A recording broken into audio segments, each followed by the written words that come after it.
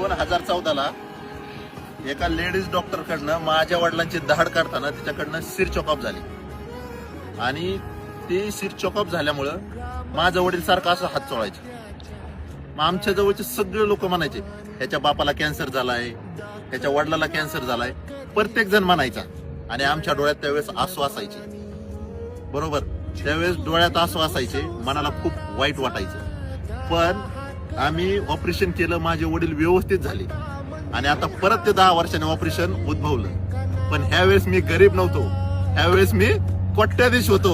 Operation उद्भवलं, माझ्या मनाला खुशी झाली. माझ्या बापाला मी 7 समुद्र पार घेऊन जाऊ शकतो. अवघड हाय गाड्या उमगाया पापर